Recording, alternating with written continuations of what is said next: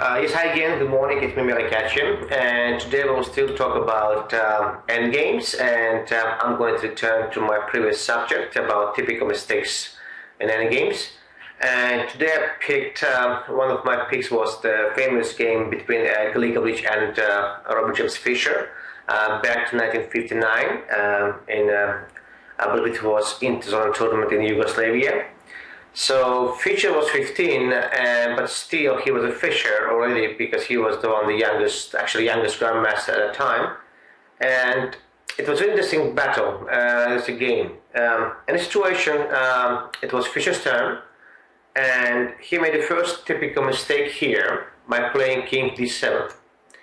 Well, why is typical mistake? The only move and the right move here from pretty much any angle of view was to play here b4, because obviously the pawn b would be, dying soon. There is no way you can rescue or save the pawn on b5. That means you try to sell your pawn for a high price, and the high price would be for you to kind of get more space, because by playing b4, you will get at least three squares, three file differential or two rank differential between king and rook. And in case your white king will go and pick up the pawn by playing, let's say, king b5, then you're returning here, and that's easy draw because you keep making it checks to the king. So the right move, let's say, in this case would be for white to play rook d1 check, but still, after king e6, if you're trying to play rook d3, I'll play here simply rook a8, and that pretty much obvious draw because so much space between the rook and the king, it will make a job to make a draw really easily. So that was the first mistake by Fischer. Again, in this situation, making sure you're trying to sell your pawn for the high price and creating more gap, more space between your rook and enemy's king. So, and again happening, Fischer hadn't played here before. He made a mistake by playing king d7. Well, his idea was he was trying to keep his king on the 7th because he was trying to encase at some point to play maybe rook c8, as you see in the game. So b4, the best try, and here. Well, unfortunately, I can't really play here rook a1. Two reasons. First of all, very short distance between a rook and king, and secondly, I think it's a losing spot since we have rook d1 check, and it's destroying pretty much everything. Now the king in a bad situation. If you go, let's say, king a6, I could try to play here rook d4, and now it's completely winning because here, and pretty much black has no moves, and I don't know. You can try to play, let's say, king d7.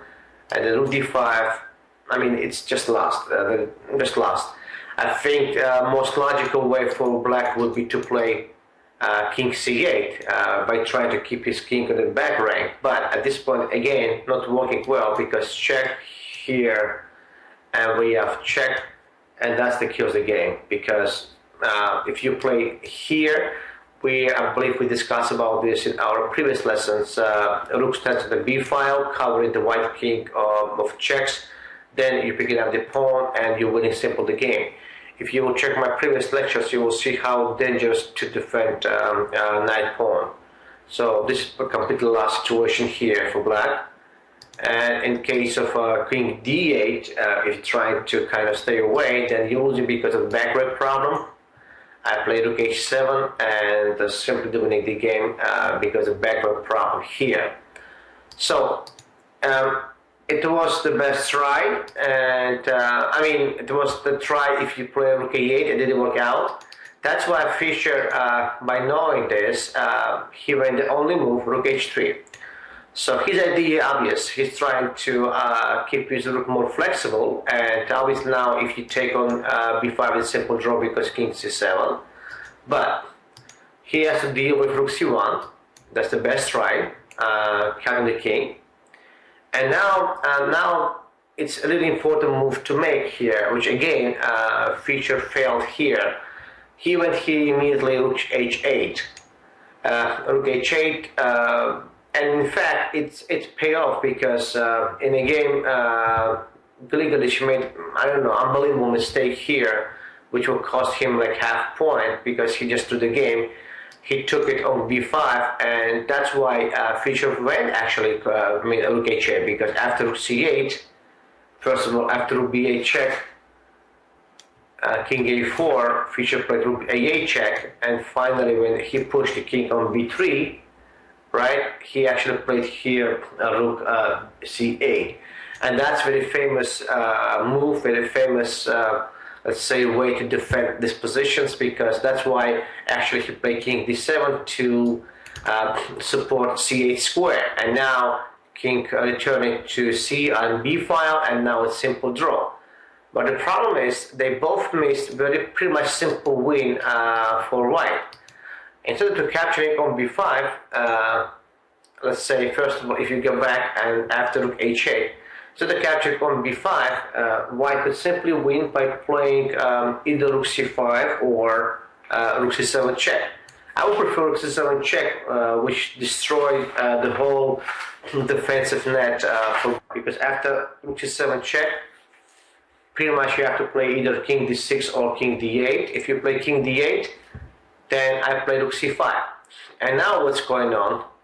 We have interruptions that the rook has no access to defend b5 pawn and kind of challenge white king, and you have to retrieve king d7 back. And here I would say a couple moves will win the game, and I really like the way king b7. I think that's the most nicest way to complete the game.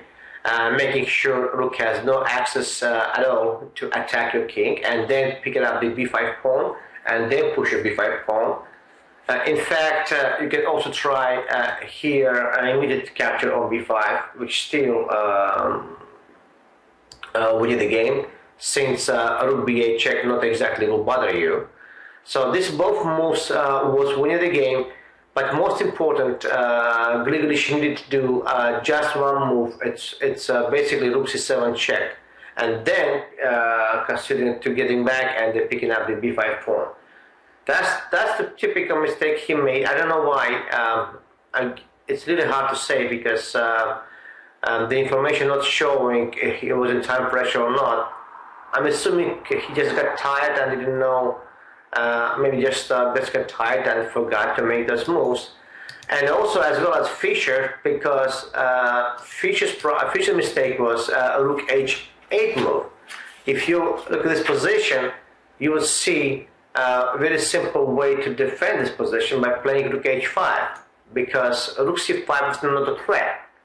In fact, if you play rook c5, you could simply take on c5, and the both ways, whatever you take is by b pawn or by king, it's actually draw, because here we still have playing here king c8, and it's actually draw. So there is no way you can win, or if you play king c5, it's still draw. So again, as you see, even two great grandmasters, I mean, according by our days, they will be called super grandmasters. In fact, Fischer still called super grandmaster. So the two grandmasters who've been trying to qualify for World Championship match, they've both been making mistakes, just move by move follow. I mean, how could you explain? Again, if you could say, obviously we can always say they've been tired, but I guess also it's about not being very well known with exact situation of what to do.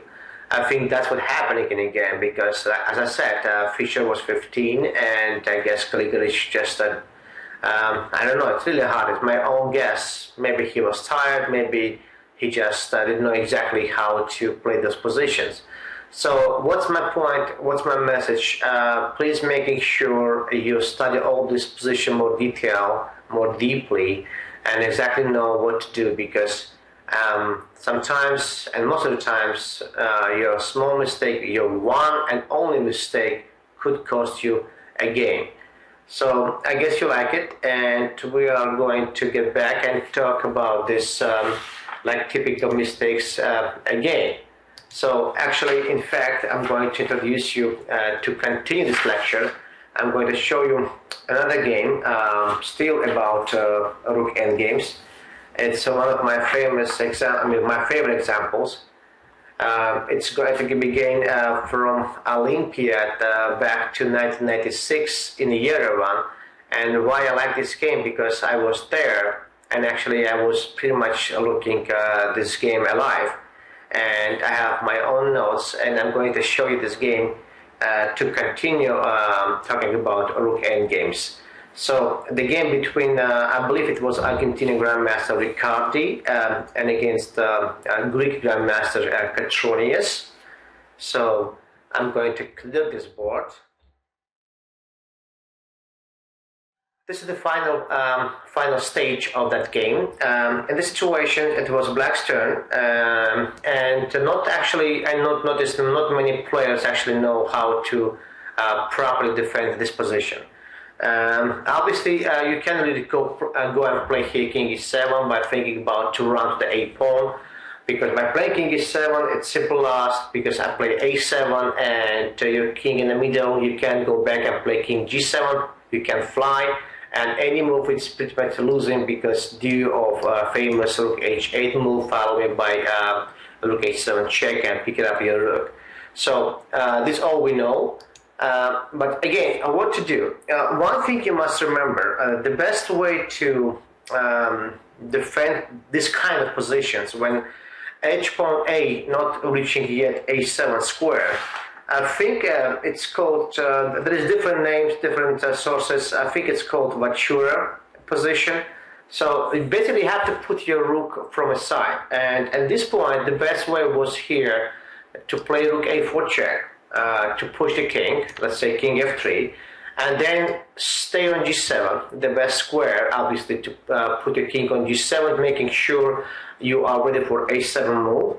And then, let's say, when king goes on E3, then you need to try to put your rook on position when you attack the A pawn from a side, not from behind, from a side. You do Rook C4, and you do Rook C6. So basically, you control the pawn, and white will have no improvement. Why is that important? Because you see, if pawn on A6 and you keep your rook, let's say, on F6, for instance, you will keep a distance between, let's say, your rook, let's say, from here to the pawn. You will have basically 1, 2, 3, 4 squares. And white will have no improvement. If king will reach B5, you will attack the king without letting him be like around the pawn. So white king will have no escapes, and that's how you will basically keep the king away from the pawn.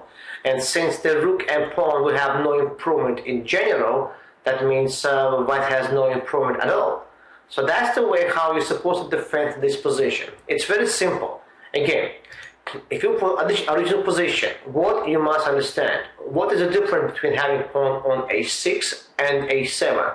Obviously, on A6, it has a chance for white king to be on A7 and use A6 pawn as a shield, and then improve the position and win a game.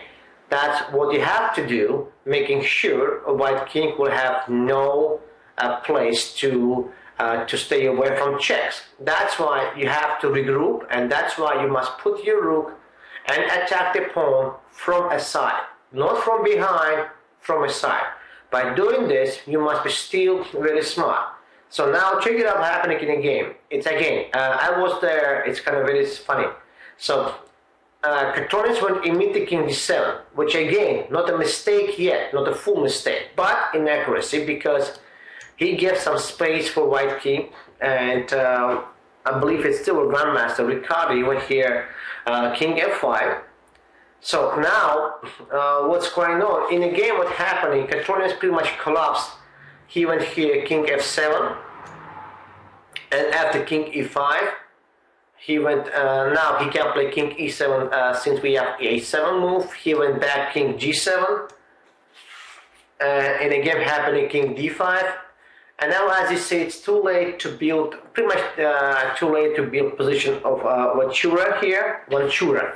And he was still Rook F1 by trying to get it. But then there is nothing, because then I can play simply rook b8 and nothing's going on and it's simple draw. Now you must go back and attack the pawn from a side, from behind, rook a1, and after this we are simply losing because this guy is too close and I simply come around and helping the pawn to be promoted. That's how he lost the game.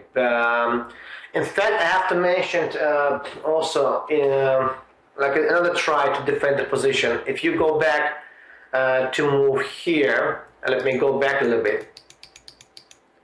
And in case if we try to play immediate rook c1 by hoping to place to position immediately of Vancura, it still doesn't work here because after rook c1 we have very tricky check rook a7, which again, guys, you need to know this situation, because that's why it's important for us to have the king on e5, because I'm getting so much space, taking away so much space from the black king. And that check, it's very very nasty, I would say, because rook a7 check force black to be on the dark, back rank pretty much, and to what you do, you play immediately rook b7, following by a7, and you are winning a game. So not many players actually knew this situation, how to defend this position. In fact, I tried with my students how to defend exactly this position, if there any defense, let's say this position, because it looks like it's very bad type of defense here. But it's funny because this position, I think it's exactly this position had been analyzed half century ago, even more than that, 60 years ago, by Russian master Pyotr Romanovsky. And he had this analysis, and he actually provided all this analysis. You could find them in Averbach Encyclopedia, I think in the other encyclopedia of Endgames. In fact, I think the same analysis you could find at the Dvoritsky books. And let me show you some portions. So the way how you're supposed to play here, it's about spacing. You must make a check. So now what's going on? White king has a choices to play either king e6 or king e4. So in case of let's say king e4, you do immediately rook c5. And now what you did with this smart check, you took away the king from f5, and now your king on g7 has more more room. And when he does rook a7 check, now you play king g6. This is the best square for you always to stay. g5, g7, and at this point g6 square, always the best squares. You can't really go away king f6 by thinking about get closer to the a pawn. It's actually wrong thinking, because if you do that, then same problem, pretty much losing the game, because tricky check from h6 will win the game. So you can't do that. Make sure you keep your king on g file. So you play here king g6, and as soon as white king trying to free himself by playing rook b7, you immediately go back on a5. Now, as we know, a7 move here doesn't really work, doesn't really help.